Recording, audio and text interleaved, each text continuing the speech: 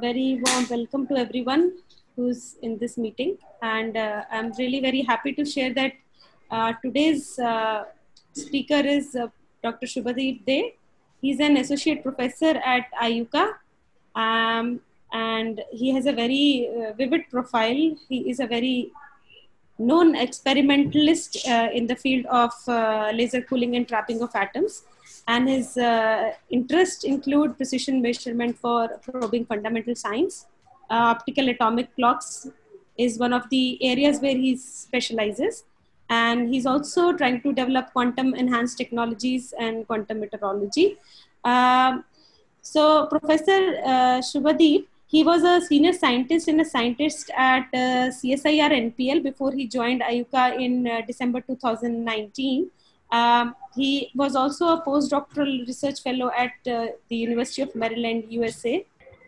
And without any further ado, I would like to thank Dr. Shubhadeep for agreeing to talk to all and giving a presentation on atomic clocks and their application. So I've requested him to keep it a little simple so that everyone can understand this. So over to Dr. Shubhadeep. Okay, thank you, Bindia, for the kind introduction, and good evening to all the participants. As Bindia already told me, like she expects that there will be students and our colleagues from interdisciplinary field. So I thought that I should speak on a general topic rather than the core research that I am doing, because that might be slightly difficult to understand for everyone. So that's why I picked this general topic, which might be interesting to many of you, which is atomic clock. I mean, it's a fascinating name, of course, and it has a lot of, I mean, we hear about atomic clocks, but many times we don't know where it is used for. So for in my today's talk, I will emphasize on the basic principle of atomic clock, different types of atomic clock. I will not go into very deep into detail, but more, I like to give some examples where the atomic clocks are used in our daily lives. So that's basically what I'm going to tell today. So the picture, what you see in the front in my slide, the first slide, that is actually at IUCA, and that's a sundial. IUCA is an astronomy institute. So that's why the sundial is there in the science part. Even though the topic is atomic clock, I mean, I thought that I should give little introduction about different type of other clocks, very little one. So let me start with this one. This is different type of clocks that have been used in India over long period of time, starting from ancient ages. Like the first one, what you see is a water clock that was used in the Indus Valley civilization. So this is a picture from Indus Valley civilization. Of course, I got it from internet. And what you see there are different kind of bowls of different sizes, and one after other. And the bowls, the smaller bowls, what you see, you can see a small hole inside the bowl, and the bigger bowl has a water into it. So due to these small holes into the smaller size hole, the water gets poured into these smaller bowls, and it takes certain amount of time before these smaller bowls sinks into the bigger bowl, and that was giving a measure of a time at that time in this Indus Valley civilization. Then probably most of us know about the sundial in Konark. There are many more, like Jantar Mantar. The next one you see, there are 5 Jantar Mantars in India, like in Jaipur, then in Delhi, then in Varanasi, in Dwarka, and one more in Bhopal, in Ujjain. So these are the 2 you see in Jaipur and Delhi. Then later on in 1974, first atomic clock was purchased by India by my previous institute, National Physical Laboratory in Delhi. So that is the era where India started using the atomic clock. So you can see that over like thousands, I mean not thousands, actually several thousands of years, how the clock has evolved, and their accuracy also has evolved accordingly. One more thing, like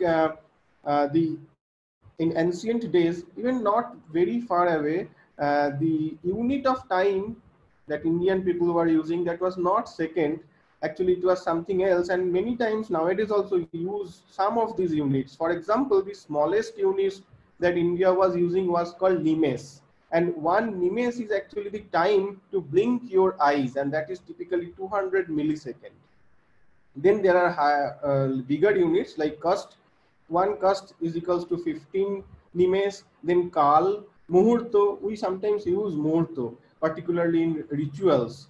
Then ahoratram. Then masa. Masa is basically month or mass. Then ritu. We know there is 6 ritus in our 6 seasons basically in our country, and each of them are like two months. And then finally, 1 day is equals to 40,000, 4 lakh 5,000 nimes, and that is equals to today's one solar day, that is 86,400 seconds. 86,400 is equals to 24 hours times 60 minutes per hour times 60 seconds per minute. That's how it comes 86,400. Okay, so now let me introduce you to a clock, not an atomic clock, just a general clock. And for all clocks, the principles are exactly same. So what it have a pendulum, it has an oscillator, and then oscillator could be of different type. Sometimes you take like rotation of earth is an oscillator, because earth rotates around its axis. It takes a certain amount of time, it's fixed amount of time, so it's an oscillator. A pendulum is an oscillator, what you see. An atom is also an oscillator basically. So for a clock, first thing you need an oscillator which is oscillating very periodically. And then what you need to have a way to count these oscillations, and that is called a counter. So basically any clock has these two things which makes a clock. One is a oscillator, other one is a counter which counts this number of oscillations.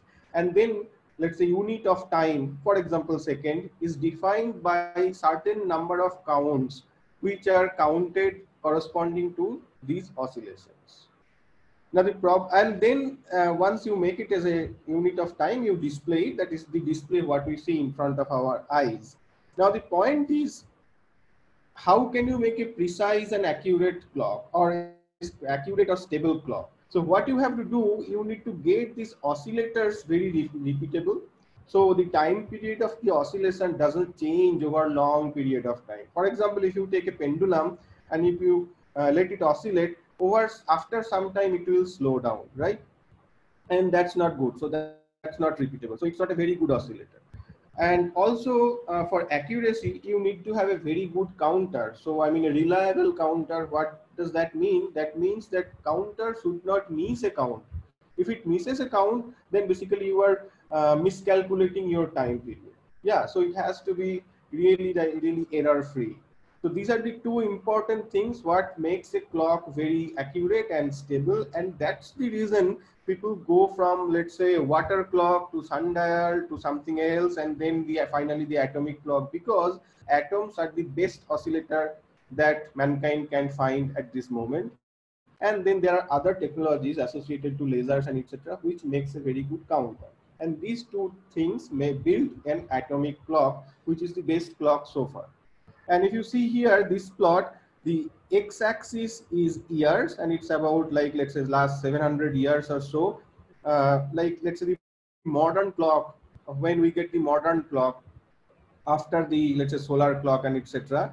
And the y-axis, it says the time period that a clock runs until and unless it gives 1 second inaccuracy, right?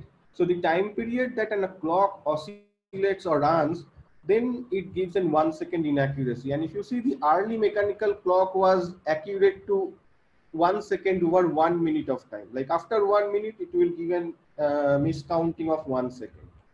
Then the quartz clock, for example, that we use in our wristwatch and also some other watches, very typically we use, and that gives, like, let's say, it can be very accurate. Like it can be giving 1 second inaccuracy over a period of 1 year or something like that. Whereas the cesium beam clock, I will come and explain the detail of a cesium beam clock in my next few slides. That you see that gives an inaccuracy of 1 second over 2.6 million years, and 2.6 million years is something like the ice age. So that means that, let's say, a cesium beam clock, if it is running since the ice age started, then so far it will give 1 second inaccuracy. Whereas an optical clock, that is the domain where I work, that gives an inaccuracy of 1 second over the age of the universe, something like that, like this 13.8 billion years. So let's say a clock that was started running at the time of Big Bang, then so far until today, it will give only 1 second inaccuracy. So once I say these numbers, certainly probably most of you think, why do you need that kind of accurate clocks? Who uses that? I mean, for our daily life, nobody cares about few second inaccuracy, even minutes also. But that's my intention today, that I will, after this talk, I will tell you this kind of inaccuracies are actually important in our daily life, but we don't too much care about those things because we don't know these things. But after this talk, I expect that you will know that these clocks are really, really important. So as I said, that the rotation of Earth is actually very accurate and very reliable. I mean, we know that Earth rotates around its axis, and it's a 1 day, and 1 day is 24 hours. So if someone counts 1 day, like complete rotation of Earth, 360-degree rotation of Earth around its axis, then he can say this is a very good oscillator and it takes 24 hours. So then 24 times 60 times 60, and 1 over that is unit of 1 second. And that was actually how the Greenwich Mean Time was calculated, and that was used as a standard of 1 second, standard of 1 second definition since 1984 to 1967. And since 1967, the atomic clocks were introduced. Now, what's the problem here? The problem here is following. We know that sun rises or sets at different directions over the seasons. So the picture, what you see here, the photograph, this photograph is taken by someone else. It's Narayan Swami, and I found it from somewhere. This picture was taken on 1st of every month, starting from December to November, and then it was again ended up to December. And this is what you see is Vivekananda Rock in Kanyakumarika. And over different months, you see that position of the sunrises changes, like from here to here to here to here, and etc., etc. That we know that this is like solstice, and due to that reason, the duration of day or duration of night also changes. We know that this is happens in our daily life. So what the point is, it's difficult to measure complete rotation of Earth with a great accuracy of, let's say something like less than a second or so. Now, less than a second is actually not very good, very accurate clock. I mean, we want something like 9 orders or 10 orders of magnitude lower than that, like nanosecond or sub-nanosecond, picosecond accuracy. So that's why Earth rotation is not a very good oscillator compared to what we need in today's life. There is other reason. The rotation speed of Earth also changes over the time.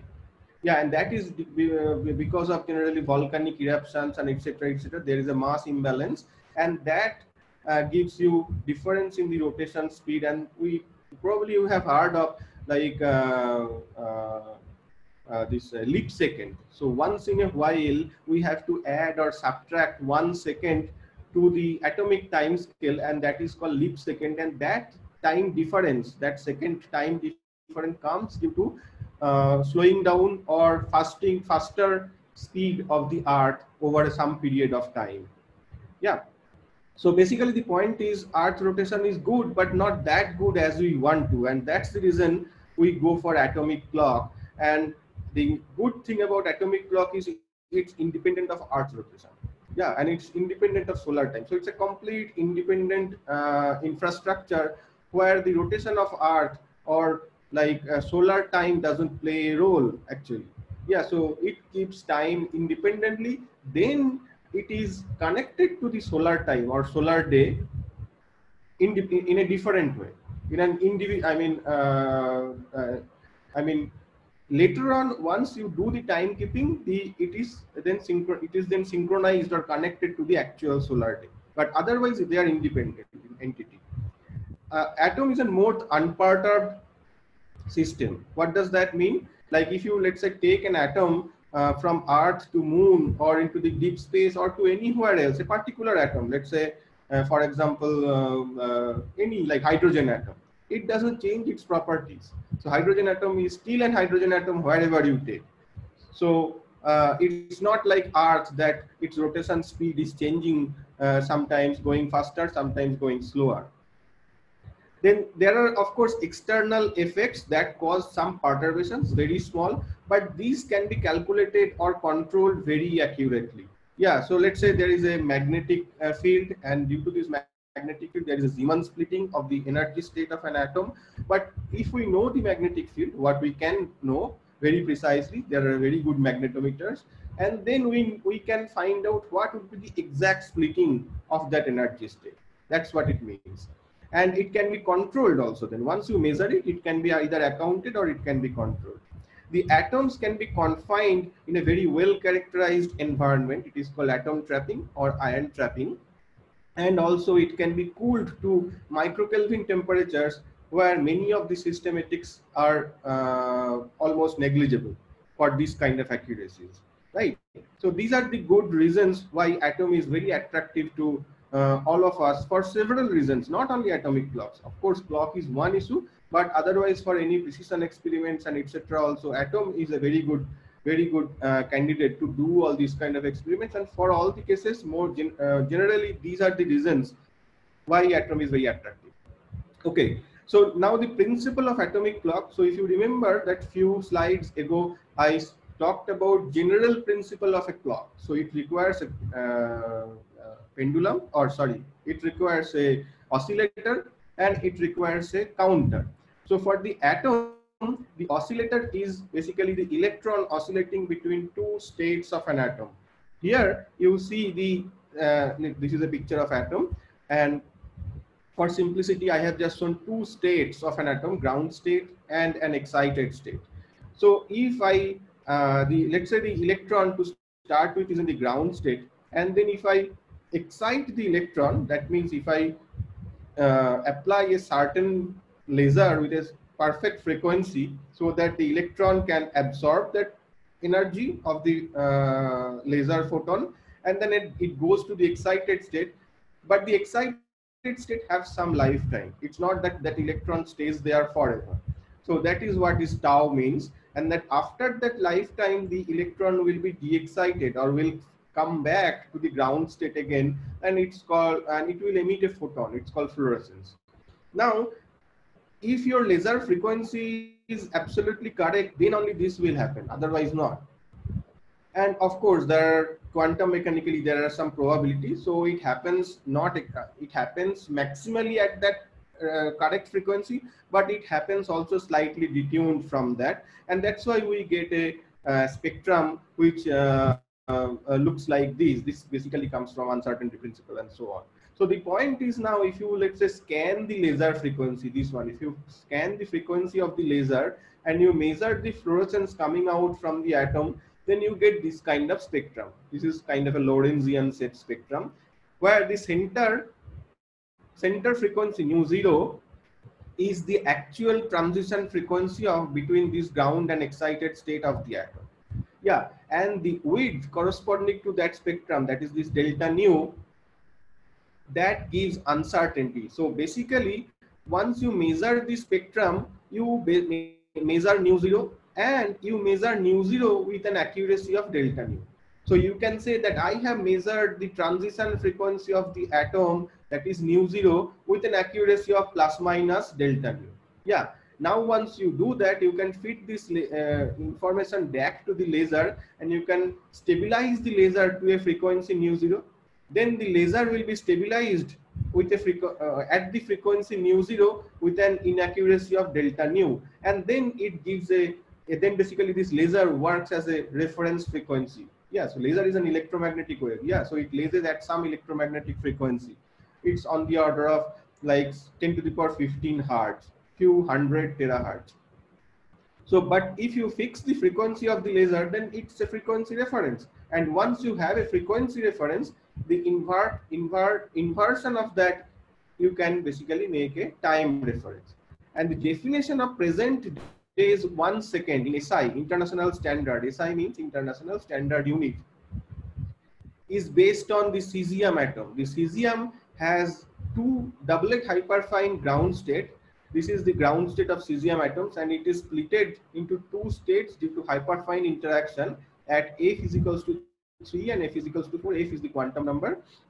And the splitting frequency is 9192631770 hertz. So this is like 9.2 gigahertz, but you see that how accurately that frequency have been measured. So the SI definition of 1 second is the time required for electron to go back and forth this many times, 9192631770, between two of these states. So electron is oscillating from this state to this state due to an applying of an RF in this case, not the laser. So in this case, it's not a laser. This is an radio frequency of this particular frequency. Then the time required for the electron to go back and forth between these two states of these many numbers is the definition of 1 second. So now there are, based on this cesium, there are two infrastructure of clocks. One is called cesium beam clock. In this case, the cesiums are at some let's say room temperature or normal temperature, but not very cold. And there the accuracy of the clock, what you get is kind of 10 to the power minus 14. It's a fractional accuracy. Yeah. Whereas if you cool down the temperature of the cesium atoms from, let's say, room temperature to microkelvin temperature, this is something like, let's say, 5 orders of magnitude, like 100,000 times lower than room temperature. If you are not familiar with this laser cooling thing, so this is something like, let's say, 100,000 times lower than the room temperature, then you get an accuracy of 10 to the power minus 16. This is like very, very accurate clock, and this is called cesium fountain clock. And I will explain the basic principle of the cesium beam clock and cesium fountain clock in my today's lecture. So first question is, why cesium? Why not something else? There are several atoms in our periodic table. Certainly, why cesium? Because the cesium has only one stable isotope. This is the unique feature of cesium. So you don't need to have an isotope selectivity. We know that from isotope to isotope, there is an isotope shift of the energy levels. So if there was some other atoms, then we had to do the isotope selectivity. But for cesium, it's free. We don't need to do anything. The cesium ground state is doubly splitted state. So it's a very simple configuration. There are no third state. In case of multiple, more than 2 states, it's more complicated system. But in this case, this is very nicely only 2 states, as I explained. There is only one valence electron of the cesium. So valence electron has, of course, spin half, electron spin half, and the nuclear spin of cesium is 3/2. So that means it gives 2 states, F is equals to 4 and F is equals to 3. We know that nuclear spin plus electron spin and nuclear spin minus electron spin, right? And the other thing is, these states for cesium, they are very much less sensitive to external fields like electric field and so on. So the perturbations, what I was discussing, the external perturbations will be very smaller compared to all the other atoms. And this transition is a magnetic dipole transition. So the line width of the transition is very narrow. What does that mean? Basically, if you remember that in my earlier slides, I told you that nu0 can be measured with an accuracy of plus minus delta nu. So if your delta nu is smaller, that means you can measure nu0 more accurately. And for this case, cesium case, the delta nu is very smaller because it's a magnetic dipole transition. So you can measure this frequency 9192611770 very accurately with an accuracy of less than 1 hertz, less than, let's say, 100 millihertz or so. So that's why cesium is a good candidate. So now, as I told you, like this is nuclear spin 7 up and electron spin is 1/2. So the electron spin can add to the nuclear spin, or can be subtracted to the nuclear spin. So that means that electron spin is either upward or downward. So along the magnetic field or opposite to the magnetic field.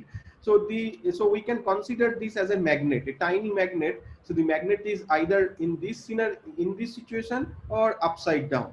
So this is basically just to explain these things.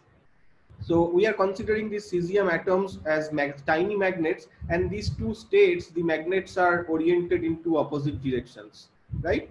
And now let's see how the cesium beam clock works. So so it starts with a like a supply of cesium atoms, which is known as atomic oven in our let's say technical language. And in that atomic oven, the cesium atoms are like I mean both of these magnets, like both of this type of cesium atoms at F is equals to 4 and F is equals to 3, both are present there with a mixture of 50-50, like 50% of these atoms and 50% of these atoms. Now, if you heat this atomic oven, you will get these magnets or the cesium atoms coming out of the oven, and both of these magnets will come out, right? There is no selectivity of or there is no preference of which magnet will come out. So this we call it cesium atomic beam. So the cesium atomic beam comes out of a cesium atomic oven once you heat it up to certain temperature. Then we use a Stern-Gerl effect. So you use a magnetic field gradient, and then due to in the magnetic field gradient, when the cesium atoms pass through, then due to their magnetic moment, so these atoms have a different magnetic moment compared to these atoms, and they're just opposite in sign. So one will be deflected. So we'll make the geometry in such a way that the one magnet, like these ones, they gets deflected, and that we don't use. And then we only select these magnets to come out. Yeah, and then so this is like, then we are making it purified of these magnets only. These other magnets or other cesium atoms, other type of cesium atoms, they are just thrown out. Then these atoms, after selection, they passes through a microwave cavity. So that cavity, we can apply the microwave, that is this 1.2 gigahertz or 1.192617770 gigahertz. We apply to this microwave cavity, and then what will happen? If this microwave frequency is correct, then these atoms will go to the excited state. So it will flip its sign. Flip its sign. If it is not correct, then it will not flip. So it will just go straight. Yeah. Then in the second stage, there is another Stern-Gerl effect. So we have selected in such a way that if the microwave is incorrect, it will just pass through. But if it flips the sign, if we apply the correct magnetic field, then again it will deflect, right? We have seen here the Stern-Gerl effect is like that. It will deflect in different directions depending on different magnetic moment. Now, if we keep a detector here, the detector will detect these magnets only when we apply a correct microwave frequency. Otherwise, they will not reach to the detector, right? So once we get a signal to this detector, then we'll know that we are applying actually the correct microwave frequency of these frequency that is capable to flip the sign of the magnetic magnets. And then that gives me a reference of this frequency, which is then used for the clock. So this is what is typically inside of a cesium beam clock looks like. This is the oven, cesium source, and then it is heated up, then the atoms comes out, and this is a magnetic field gradient, north and south magnetic poles. It passes, this is the Stern-Gerl stage 1, then it passed through, and then this is the Ramsey cavity, where we apply the magnetic field, microwave frequency, and then it is a second stage of Stern-Gerl effect, and then it is a detector. That's what I was explaining pictorially in my last few slides.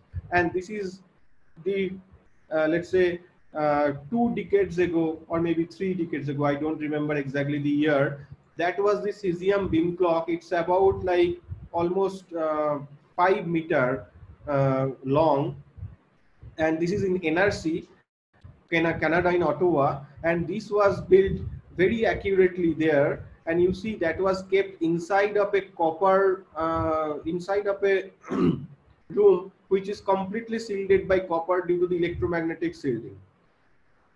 Yeah, so this was quite accurate at that time, and due to the advancement of the technology, now the same type of cesium beam clock just comes as a size of a suitcase, and it's actually more accurate than this clock.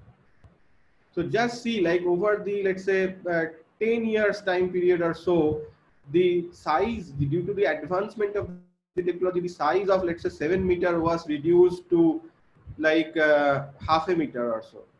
Yeah, this is like a small suitcase size, 19-inch size in technical words. And these are commercially available since 1960s or so. So now I am coming to the next stage of it. So far it was cesium beam clock, and where this the cesium frequency was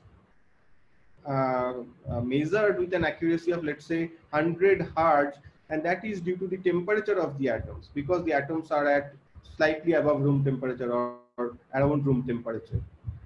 We know from the uncertainty principle that delta T times delta E is greater than is equals to h bar, Planck's constant, divided by 2, where T is the time, E is the energy, and energy del E is nothing but frequency times Planck's constant, right? So the fractional accuracy, that is delta F by F0, F is basically same as nu, what I was showing in my few slides earlier, that is the center frequency, and delta F is the width of the spectrum. So that is called fractional accuracy. And if I use this relation from here, from the uncertainty principle, then I can get it is 1 over F0 times delta T.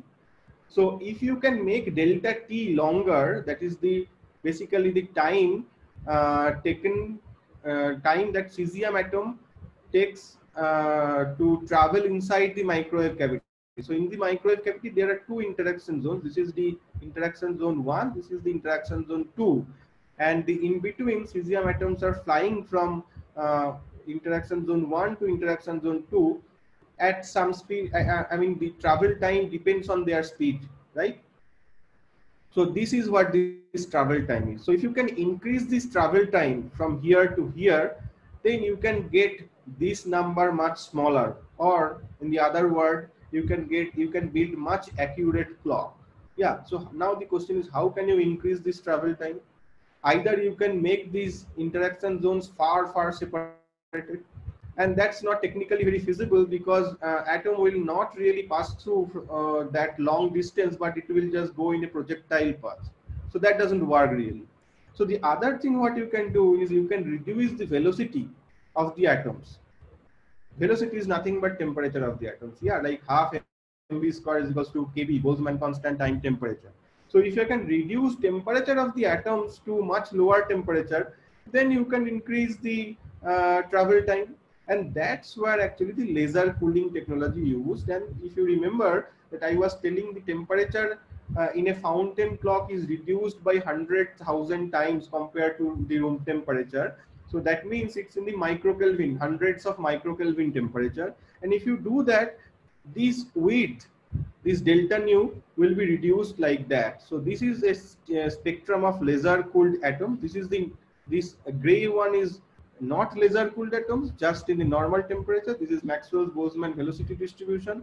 And once you do the laser cooling, you can produce lots of atoms at almost zero velocity regime.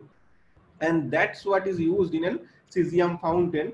And as a result of that, this 100 hertz will reduce to 1 hertz or lower than that. So that means you can measure this frequency F0 even further correctly, accurately, right? And that's the reason why people go from a typical cesium beam clock to atomic cesium fountain clock.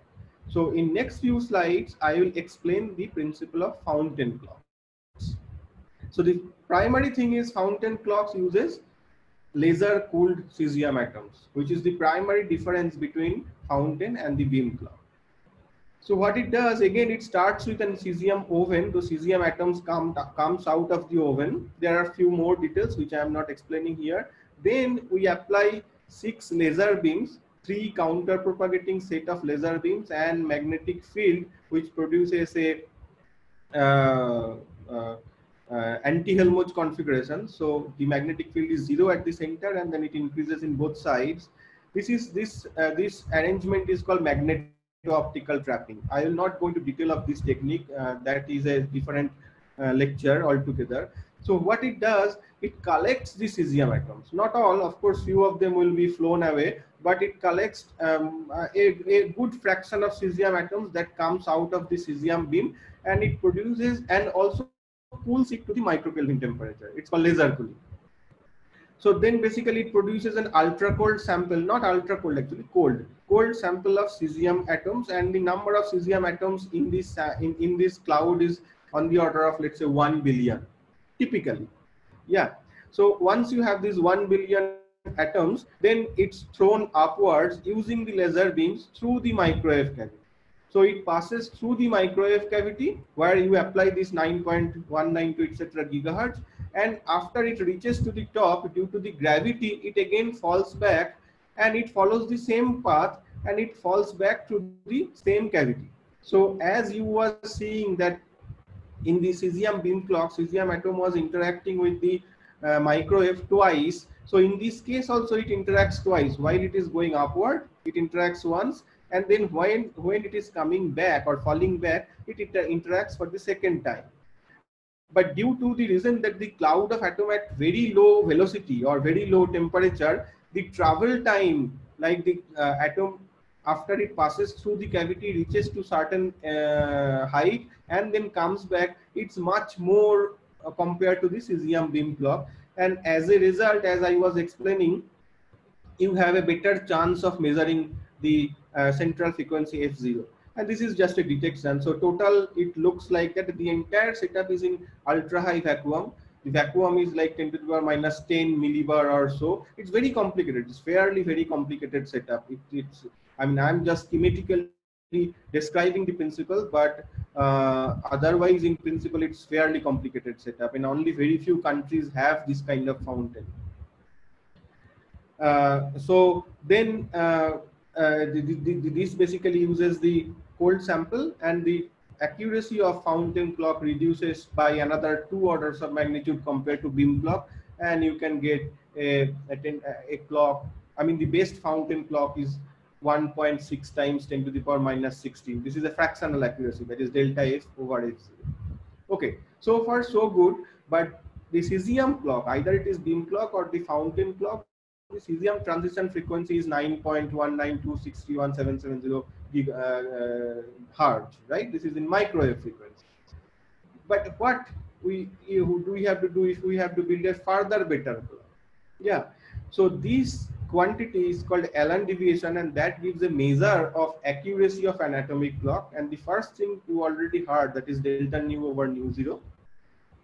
That is theoretically quality factor of an atomic clock. So that gives a measure of how accurate can you measure the can the atomic clock be. So it depends on the line width of the transition and the frequency of the transition. Now you see the frequency of the transition is in the denominator. So that means from microwave, if you go to higher frequency, so microwave is like 10 to the power 9 gigahertz approximately. Yeah.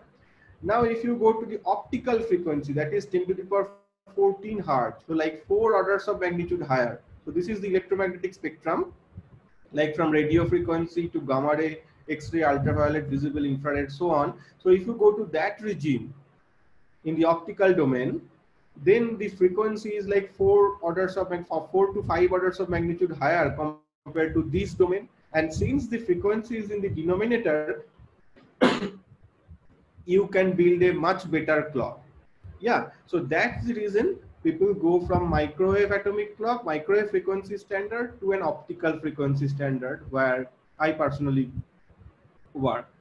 The next term is actually statistical, gives the statistical thing, which I am skipping today. This is not so important for this presentation. And the optical clock can be built in 2 different ways.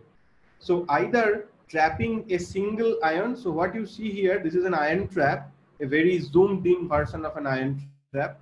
And this is a trapping potential oscillating electric field, which gives the potential to trap ion. And this ball is basically a single ion which is confined due to this oscillating potential. Yeah, so you have a single ion which is trapped or confined in an ion trap, and then it is cooled to let's say a few hundred microkelvin temperature, and then the clock transition at the optical domain is being probed. And this is called a single ion trap, single trapped ion optical frequency standard. This is what I am going to build here. So pictorially, this kind of looks like that. This is the ion trap, and this is the single ion which is trapped at the center. Then there are several laser beams for laser cooling of the ion and probing the clock transition. And then you measure the fluorescence by some detector and detect it, and then use it as a frequency standard. The other kind of optical clock is called lattice clock, optical lattice clock. So in this case, what happens, you use a counter propagating laser beams, very intense laser beams of like, let's say 10 watts or so, and then these two lasers are at same frequency, so they will interfere. Yeah, so both of the lasers, they go counter propagating, like propagating opposite to each other, and due to interference they will produce a standing wave.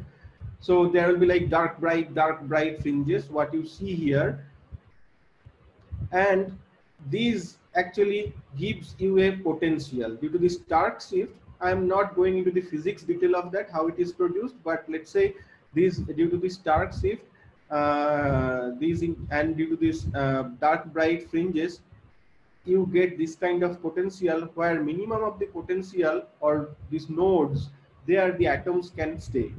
Yeah, so this atom will always try to find a position where the potential is minimum. That is like nature of law, we know.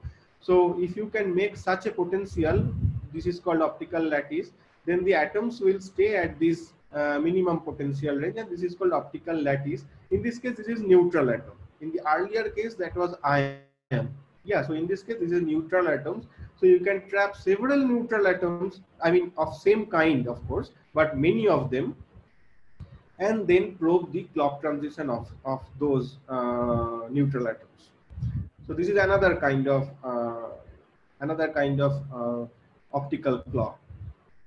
Now let's see what are the like accuracies of different kind of atomic clocks that I described. So what I described the cesium beam clock, cesium fountain clock using the cold sample of atoms, then ion clock, that is in the optical domain, and optical lattice clock, that is again in the optical domain.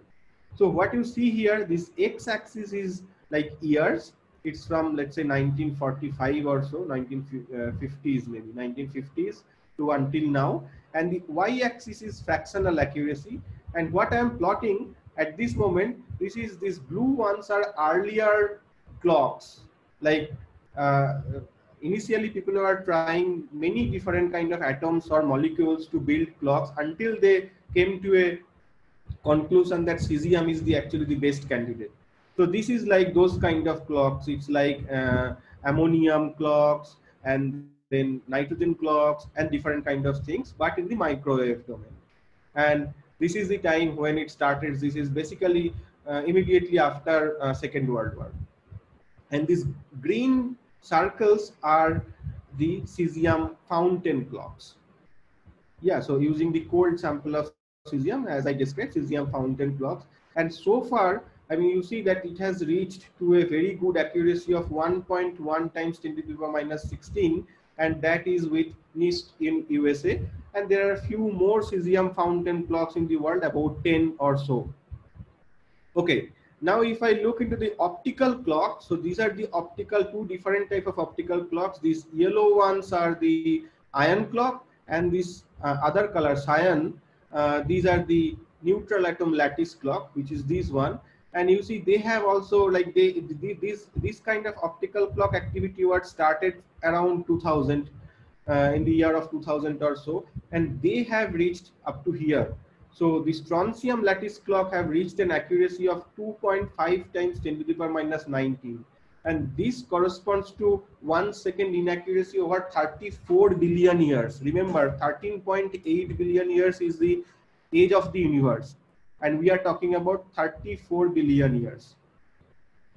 And this is the accuracy of aluminum ion clock, and they have also reached to almost at the same level, 9.4 times 10 to the power minus 19. There are other ions also like ytterbium and mercury. They have also reached at very close to that level. So it is expected, like in the year 2026, maybe the definition of SI second will change with respect to an optical clock. At present, it is defined with respect to a microwave transition of cesium atoms, but it is expected that the international definition of second might change in the year of 2026. Okay, now you see this is the chronological order of development of atomic clocks, all kinds, like starting from beginning. So the first idea came from Rabi. This is the time, you should remember, 1945 was the Second World War was ending, and he was a great, I mean, I would say in modern days atomic physics activity, he is actually the pioneering. He started all these things. Whatever experiment we do, the first idea are actually came from him, starting from making an atomic beam, from an atomic oven. Yeah, so in 1945 he first gave the idea of atomic clock, and he also made some precision measurements, precision spectroscopy with that. Then his own PhD students, Ramsey, he developed the spectroscopic technique like this microwave cavity and interrogating twice, as I was explaining, for the cesium beam clock and cesium fountain clock, that he developed in 1949, and that is called actually Ramsey's spectroscopy. Then in 1955, Essen and Perry, they first developed the cesium atomic clock, the beam clock, these long ones. And that was in NPL, UK. And immediately after that, the commercialized cesium clock came, and 1967, the SI second was defined with respect to cesium. Before that, it was GMT, Greenwich Mean Time. Yeah, so it was based on rotation of Earth, but in 1967, first time, it was the definition of second was changed with respect to the transition in the cesium atom. Then several things happened, good things like laser cooling technology came, GPS came, and so on. In 1993, cesium fountain was demonstrated at CERT in Paris. And in 1997, so you know the cesium fountain is based on ultra cold sample of cesium atoms. So in 1997, there was an amendment of this definition. In 1967, the definition was changed with respect to cesium atoms.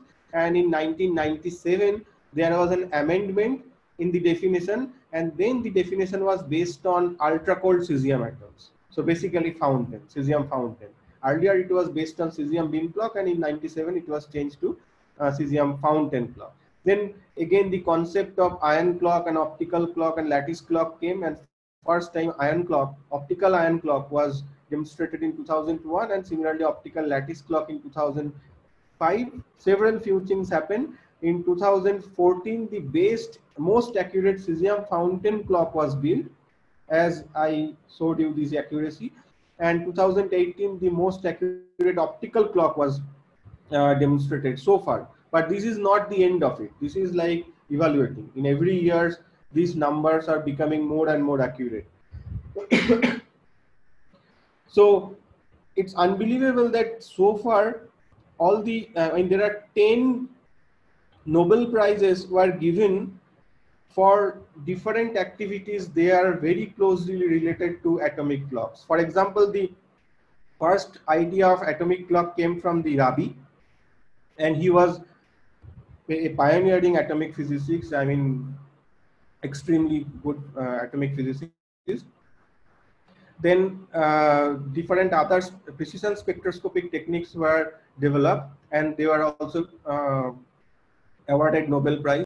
Then Ramsey was developing the Ramsey spectroscopy. He was getting the Nobel Prize. Hans Dehmelt and Paul, they developed the Paul trap or ion trap. These three guys like Stephen Chu, Cohen Tanoji, and Bill Phillips, they developed the laser cooling techniques, which is used for the let's say cesium clock or ion clock or optical lattice clock in all three kinds for laser cooling. They were awarded Nobel Prize. And Theodor Hansch was developing the femtosecond frequency comb, which is a counter, which is used to count the optical signals. He was awarded Nobel Prize in 2005, and just few years back, Dave Wineland was awarded Nobel Prize for quantum, for ion trapping and quantum computations things. So again, like which is related to the optical clock. You see, so this field is developed over last let's say 70, 80 years, and 10 Nobel Prize has already been awarded for this work. So that gives you an idea how complicated the technologies are. The involved technologies are so complicated that there are so many good prizes were given. Okay, so now I'm coming to a little bit to the science part. So over 100 years, science have developed quite a bit, like starting from quantum mechanics, introduction of the quantum mechanics, then quantum field theory, quantum electrodynamics, so on. And at this moment, we know we are in the era of applying quantum mechanics to our daily life, like quantum computation, quantum communication, so on. And as I already demonstrated, like the clocks were also developed many more accurately as the science have developed, and that is actually related to the development of the science, because as the science were developing, it was realized more and more accurate clocks are needed, and that's why it was given an pressure to develop further accurate clocks. And for the time and frequency service, let's say, I mean, if you want to synchronize time for something, these cesium fountain clocks are quite good at this moment. 10 to the minus 16 accuracy is quite good for time synchronization and time stamping. And as you see, as a result of that, the accuracy of international time was also changing with the development of the cesium clocks. And here the laser cooled cesium clocks or fountain clocks are introduced. Whereas to study fundamental science, clocks are also used. For example, testing fundamental symmetries or testing fundamental, testing temporal constancy of fundamental constants. There, 10 to the power minus 16 is not good at all. Even 10 to the minus 19 is also not good. So that is a reason why people are going to develop more and more accurate clocks. Why 10 to the power 16 or 10 to the minus 18 is not good enough at this moment, right? So there are like a lot of applications where accurate clocks are used, but in this case 10 to the minus 16 is quite good. It's actually very good so far. And these are several applications that I have listed. I'm not going through one by one, but let me just give you one example, and that is navigation. So let's say, I mean, we know that all of us use the Google map wherever we want to find some place. Yeah, so let's try to understand how it actually works. Let's say you are lost somewhere and you have started Google Map in your mobile device. So what it does, it actually collects data transmitted by some antenna or the transmitter which is nearby. So let's say this is a transmitter, it gives the data. While it is sending the data from the transmitter, it gives a timestamp. And while your mobile device receives that data, it also gives a timestamp.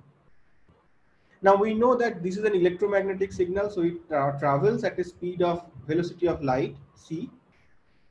So if we know the travel time, that is the timestamp given here minus the timestamp given here. So we know what is the travel time. Let's say that is t1. So t1 times velocity of light is actually the distance d1 from your location to that transmitter. But you can be anywhere, let's say in that circle. So not necessarily you are here, you can be here also. So far so good, but what's the problem? The problem is the clock has to be very much synchronized, and that I tried to tell you in this, let's say, small video of this movie from Qyamat Se Qyamat. This is a famous movie, I would say, and this is a song. You see, these clocks are not synchronized. Yeah, so they are oscillating at different rate. What happens in your case? Also, these two clocks, they are not synchronized like that. If it is synchronized not by a second, just by a second, then this distance will be miscalculated by a 3 times 10 to the power 8 meter, because we know the light travels at a speed of 3 times 10 to the power 8 meter per second. So just 1 second inaccuracy between synchronization of these two clocks will, I mean, you will not be on Earth. You will be, I mean, the Google map will say you are not on Earth, you are somewhere else. This is because the distance will be miscalculated 3 times 10 to the power 8 meter. And now if you want to measure, I mean, if your clocks are accurate to, let's say, 1 nanosecond, yeah, so that is 9 orders of magnitude compared to 1 second, then this can give you a accuracy of 3 meter, right? Which is more reasonable. Like whenever you use Google Map, I think it find out a position with an accuracy of, let's say, on the order of 100 meter or 50 meter. So that means like few tens of nanosecond inaccuracy of time synchronization, it works. Well, by the way, this is not enough. I mean, see, at this moment, so far what I presented, it will only give this diameter. So you can be anywhere in that in that circumference. Yeah. So only one transmitter is not enough. So you need, if you have a second transmitter, then you can do the same thing. I mean, your mobile device, you don't need to do anything. Your mobile device will follow the same process, and then these two circles can intersect at these two possible points. I mean, if there are two circles, they can intersect only at 2 points, right? So that means you can be either here or you can be here. So this is also not enough. So you need a third transmitter, and then only these all three circles can interact on a single point.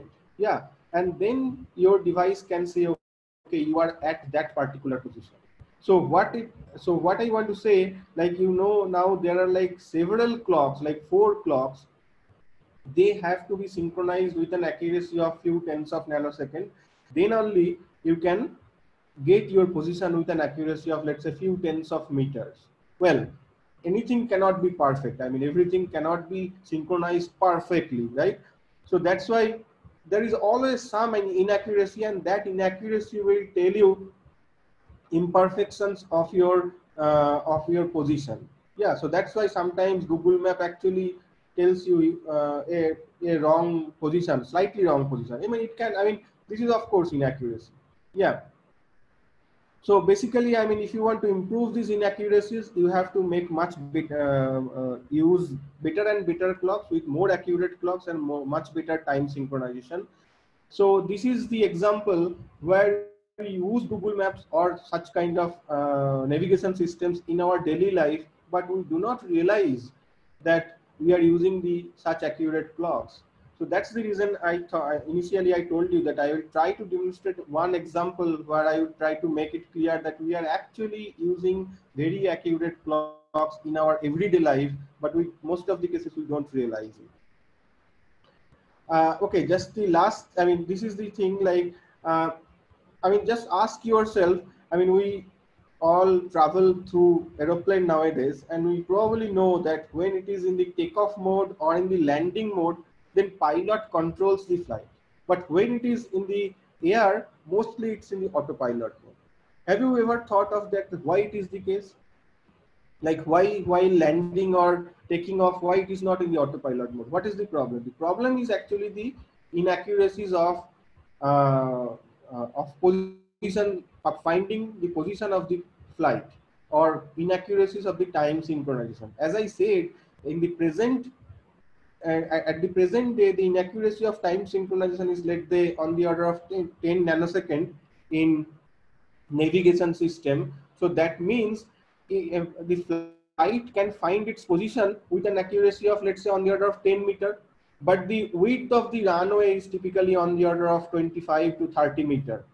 So if there is an inaccuracy of 10 meter, easily the flight will actually go out of the what is it called, this thing where it actually the runway, sorry. Yeah, so it will actually go out of the runway. So that's not good. That's the reason actually while taking off or while it is landing, it's in the autopilot mode, but when it is in the air, few 10 meters is not a problem. Okay, so I would actually have to conclude it. So so far so good, but what I want to do at IUCAA, this is my last 1 or 2 slides, I want to focus on the scientific studies using the atomic clock, but not really like timekeeping. And the scientific studies would be like looking into constancy of fundamental constants, or looking into fundamental symmetries, then GODC, looking for, I mean, some of these things, let's say.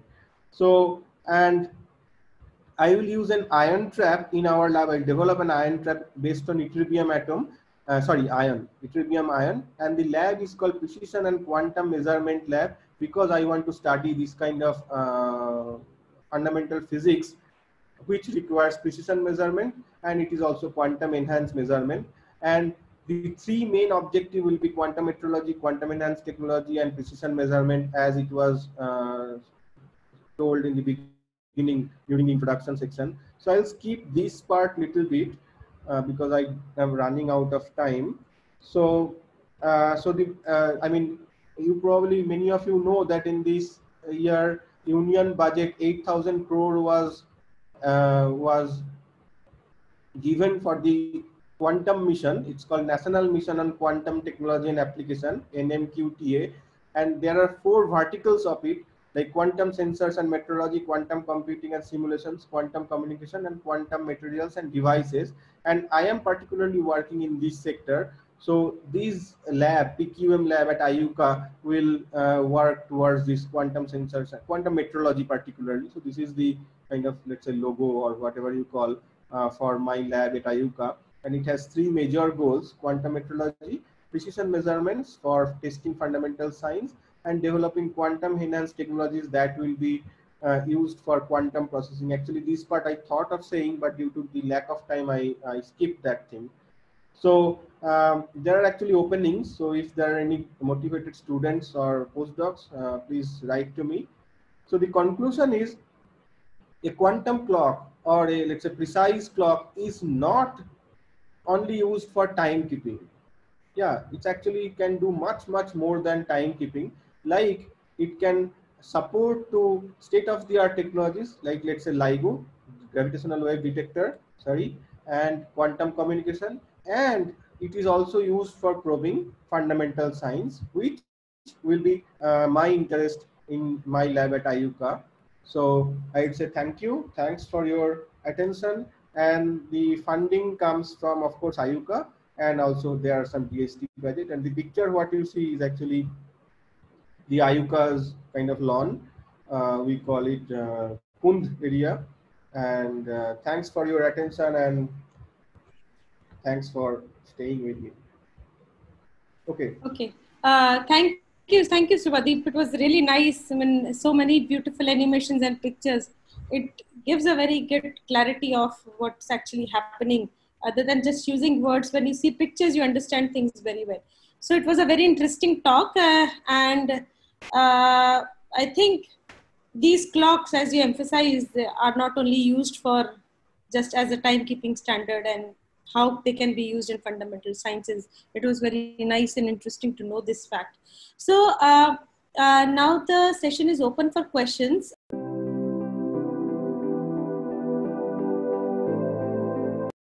Okay, good evening, sir. I am Ayushi Chipa.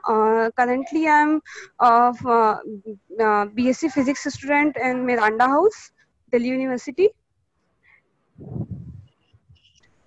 So direct question is, how do we know that the frequency which we are getting for cesium clock or whatever atomic clock is exactly the 1 second duration of time? Oh, okay. Yeah, that's a very good point, actually. I must say that I did not explain that. So there are 2 parts. One is like, I am breaking this question into 2 parts. The first part is like, let's say you are measuring something, the frequency basically, and you are saying that my clock is accurate to that much. The first thing is like, how are you saying that your clock is accurate to that much? Because you have to compare it with something else, which is also... Sir, what is the reference? Yeah, exactly. So that, for that reason, we have to always compare one clock with other clock. And this is called intercomparison. For example, let's say I build a clock today here, an iron clock, which is very precise, but I have to compare my clock with somebody else's clock. And for example, there is a clock in Germany, or there is a clock in Canada, or there could be other clocks in India itself. And then we have to compare it. It's not very difficult thing. It just involves some, let's say, link between these 2 clocks using satellite links or fiber links. And then once you compare, and in fact, actually you have to compare more than 2, because If you do it with more than 2, then you can find a correlation coefficient or correlation, and then you can extract the information that which clock is accurate to which. I mean, if you have only 2, you will not be able to say which clock is unstable. Instability is actually connected to accuracy. It's the dynamic factor of accuracy, let's say. Yeah. So only saying only 2 clocks will not serve the purpose. So you have to always intercompare with more than 2 clocks. That is called intercomparison. And by doing that technique, you can only say that, okay, my clock is accurate to that much with respect to that clock. Yeah. Did I answer your question? Yes, sir. Thank you. Yeah. And the second part, what you asked, that how do you derive the second, 1 second, right? Yes, sir. Yeah. So as you probably have seen that the definition of 1 second is 9,192,61,770 oscillations of cesium atoms between 2 of its hyperfine levels, right? Yes, I sir. explained that. So if you measure that frequency, then basically you can say this is my 1 second. So you are measuring frequency, not the time. For any precision measurement, in fact, we always measure frequency. And then from the frequency, we derive, okay, we have counted. I mean, do you remember my second slide that I was talking about counters? So the Yes, counters sir. actually measures this frequency. And then these counters, once it measures 9,192,61,770 counts, then it's a tick. So it's 1 second. Okay, Did I sir. answer your question? Yes, sir. Okay, thank you. Sir, I have one more question. Yeah. Sir, regarding these lattice clocks, can we use nanomaterials as in that case we will have a minimum order of defects in crystal lattice or Of course, dislocations? yes, you can use nanomaterials, but the problem is if you want to use atoms, first of all, atoms are actually much smaller than the nanomaterials, right? Yes, sir. Yeah, so we want to use atom because if you take any hydrogen atom, they have the same property, right? They have exactly same property. But if you take nanomaterials, all the nanomaterials molecules will not have the same property. In fact, they changes quite a lot. Even like, let me give you an example. If you can talk to a material scientist, Yes, sir. if they buy the nanomaterial sample from one Chinese company and then the next time buy it from another Taiwan company, the properties are quite a bit different. And they actually suffer due to that. They always try to buy it from the same company, from the same batch. So that means basically all the nanomaterial molecules are not identical to each other. So that's the reason nanomaterials are not good for making these clock chains. Okay, sir. Okay. So next question is by Simranpreet. So my name is Simranpreet and pursuing my master's in physics from Karnataka University, Amritsar. Am I audible now? Yeah, slightly better, yeah. Okay. So my question is related to the fountain clocks. So in the case of fountain clocks, how can we control the interaction of atoms with the blackbody radiations that are emitted by the apparatus shielding itself? How can you control the fountain clocks? Sorry, what interaction did you say? The interaction of the atoms with the blackbody radiations which are being emitted by the apparatus itself, like the Oh apparatus yeah, shielding, metallic you shielding. cannot of course control it, but you can measure it. See, the Okay. black body radiation, let's say you are doing entire experiment at room temperature. So the black body radiation is corresponding to the room temperature. Yes. At T is equals to, let's say, 30 degrees centigrade or 300 degree Kelvin. So you cannot really control it, and nobody actually controls it. What they do, they actually measure that temperature very well using the sensors, which is called PT100 sensors, or let's say some very good quality thermocouple. PT means platinum. It's a electronic sensor that can measure temperature very accurately, very accurately, with an accuracy of let's say few millikelvins accuracy. And then once you know, then you can back calculate using the property of cesium that what would be the black body radiation shift. Yeah, and then you encounter that shift in your measurement. However, there is another technology which is coming up slowly, like you put the entire setup in a cryogenic environment.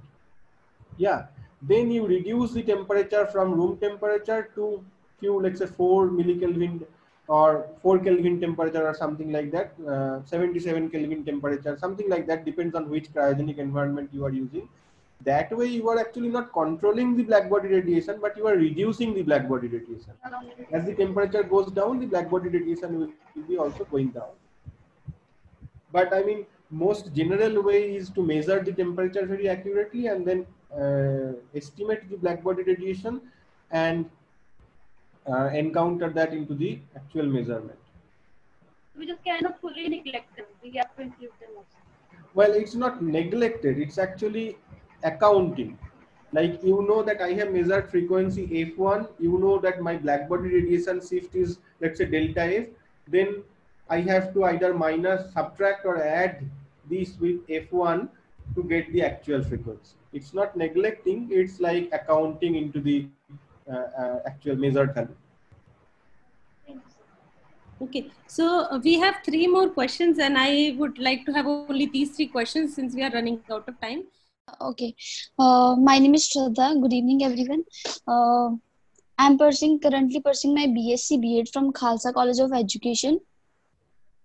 So my question is, if a particular means like a kind of particular frequency is applied to cesium atom, and sir, will it mismatch with the atom's natural frequency and take place, which will result in error in the accuracy of atomic clock?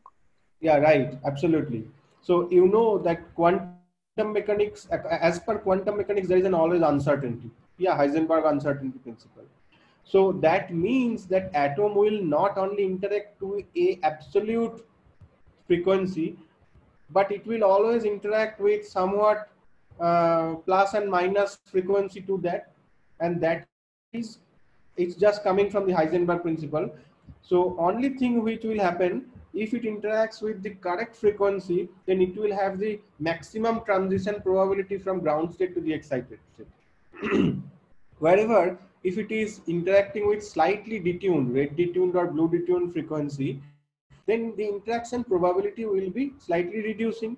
And that's why, if you remember, I was showing a spectroscopic plot which is somewhat Lorentzian in line. So basically, if you scan the frequency, you will always get a Lorentzian shape of the spectrum. And we always measure that Lorentzian shape to know where the probability of transfer is maximum. And then only corresponding frequency is the absolute transition frequency. Shelja had a question. She asked that, do atomic clocks have any application in life sciences? So that's a very interesting question. Yeah, actually, you know, in 2017 or 18, the Nobel Prize in Life Science was given for circadian clock, for the invention of circadian clock. I forgot the year. I think it's 2018. 3 persons were getting Nobel Prize for invention of the circadian clock, which is actually biological clock. All the living beings in our body have a clock. It's a biochemical clock and it's called circadian clock. And these circadian clocks are synchronized to solar time, like it's synchronized to sunrise and sunsets. Yeah. So I'm just giving you one example. There might be many other possibilities. Like, let's say if the timekeeping is not very accurate, and in this case, very accurate means, of course, 1 second accuracy or nanosecond accuracy is not required, but we need to have some sort of timekeeping so that our body reacts in a general way because they are synchronized to the solar clock. So I would say, in that sense, yes, of course, in the biology also there are some applications, but may not be that accurate. Or I could be wrong also. I mean, maybe there are some applications which it's not just in my mind at this moment. So the last question was from Rhythm, and he asked, why do we need leap second in Earth rotation? So I'm not sure about what. Yeah. So the rotation of Earth actually is not very constant. It changes time to time. And the reason is the mass imbalance of Earth. I mean, if you divide the Earth into parts, like 2 halves, then the mass imbalance there always happens, and that is because of like volcanic eruption or earthquake and etc etc. So that means the mass is redistributed from one space to the other space, and we know that rotation of any object, it depends on, like the rotation speed depends on diameter as well as mass. Yeah, so if there is a mass imbalance, the rotation speed changes slightly bit. It's not a very big change, but it changes slightly bit. And the rule of thumb is, when this changes, when this accumulates to 1 second, which happens like, let's say, in every couple of years, it doesn't happen always or every year, it happens like, let's say, in every 3-4 years, sometimes 5 years or so on, then whenever it is 1 second, we have to correct it into our international time scale, because international time scale UTC, that is measured by atomic clock, but it's synchronized to the earth rotation speed also at the end. Yeah, so we have to make this correction, and that is called leap second adjustment.